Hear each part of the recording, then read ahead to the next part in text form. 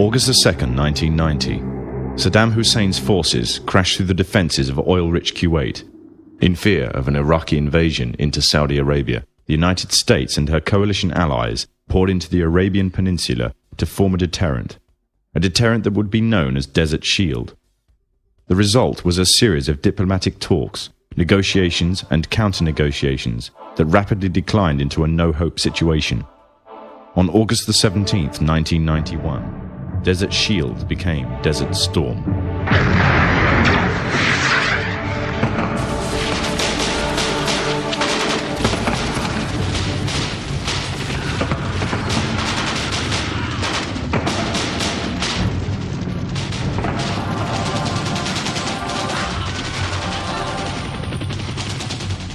The conflict was witnessed by millions through the eye of CNN and the BBC, showing propaganda of the systematic eradication of Saddam's forces by a coalition far superior in technological, political, and economic power.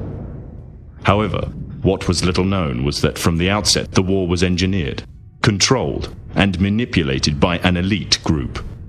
A group which had created the illusion of a man with power, at the head of a million-strong army, on the verge of going nuclear. A man who had gained control over 1/5 of the world's oil overnight.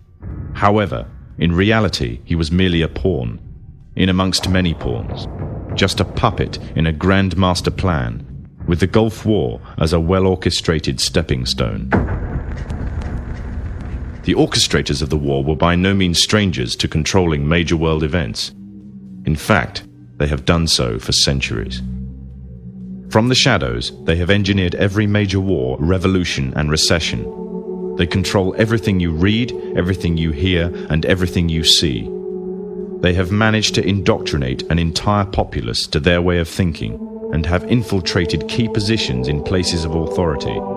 And it is from the shadows that they have created a new political order, a new economic order, and more sinister, a new religious order. Their ultimate aim is total global domination, and they will stop at nothing to reach their goal. The goal that was outlined in a speech given by former President of the United States, George Bush. What is at stake is more than one small country.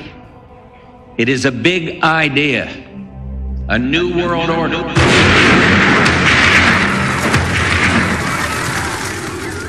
However, the origins of this global plan were not created in the offices of the White House. In reality, their roots lay in another war. This time, the year is 1095, and the place, Clermont, France.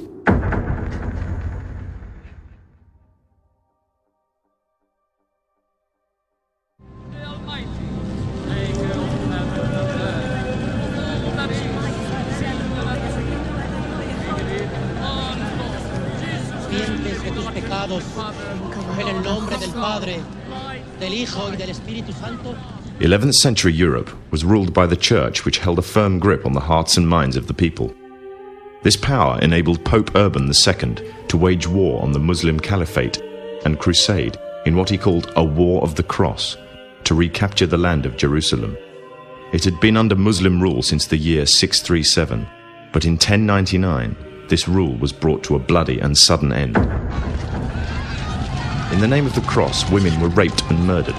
Children were put to the sword, and it is said that blood ran in the streets knee-high to the horses. Out of this land of bloodshed and terror, a group of men arose. Men that would stop at nothing to get what they wanted, no matter what the cost. 20 years after Jerusalem was taken, the Dome of the Rock was seized by a group of warrior monks calling themselves the Knights of the Temple of Solomon, or more simply, the Knights Templars.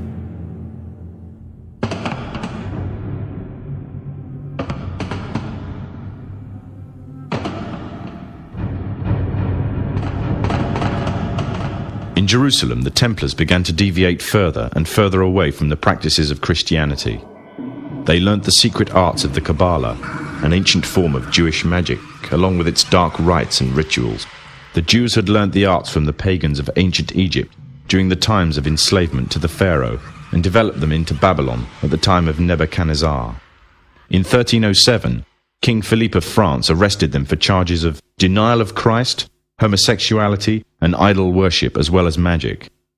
In 1314, Pope Clement V declared all Templars as heretics to Christianity, ordering all their properties to be seized. Their leader, Jacques de Morlaix, was captured and burnt to the stake. The Templars were cornered, and just when it seemed they were finished forever, a glimmer of hope arose from a seemingly certain end. They were to find a safe haven as well as an ally. But not in France. In fact, in a country in a desperate struggle for independence against the English. The country of Scotland.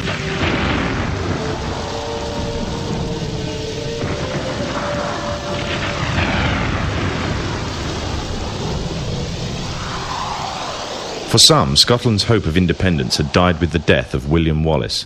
However, to the King of Scotland, Robert the Bruce, the arrival of the Templars gave him a new secret weapon. Their experience, gained over 200 years of fighting the mighty armies of Islam, had made them expert in combat and warfare, and more than a match for any army brought before them. In 1314, the Templars, allied with Robert the Bruce and his army, took to the fields of Bannockburn in the long-awaited showdown with the English. Robert the Bruce's foresight paid off. The 25,000-strong English army suffered a humiliating defeat at the hands of only 6,500 men. The dream of an independent Scotland had finally been achieved. The Templars had brought themselves back from the brink of destruction, and never again would they allow themselves to be destroyed. This time they would control the country by controlling its kings, and in order to preserve their secret order, the Templars would have to die, or more precisely, the name would have to die. The Templars, who had escaped Europe, were finally laid to rest in Roslin Chapel, Scotland, which stands to this day as sign of their presence in Britain. Their descendants became the true power of Scotland. In 1603, the death of Queen Elizabeth I left England without an heir to the throne. By virtue of descent, King James V of Scotland became King of England. In doing so, Scotland and England joined to form a new kingdom, and the power that the Templars held over Scotland spread to give them a firm grip on the whole of Great Britain. For over 100 years, the Templars concealed their activities, fading into the background until they were little known and little remembered. However, they did not cease to keep a firm grip on Britain.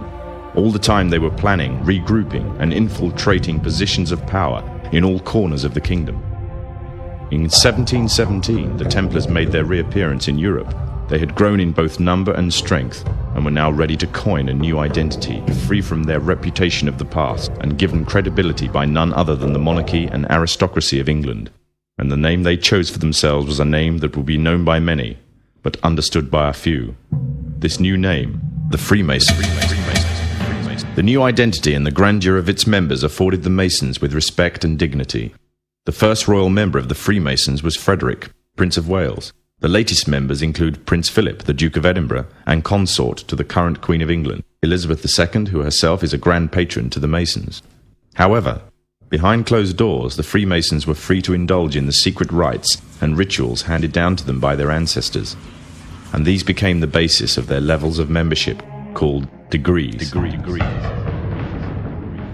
The Freemasons were not content with power in Britain alone. Their ambitions were far greater. In the years to come, the world would witness Europe and America being plagued by wars and revolutions, each more devastating than the other. However, these would not be as commonly believed, the spontaneous effects of a downtrodden people, but in fact schemes created by the exclusive few driven by hunger for absolute power.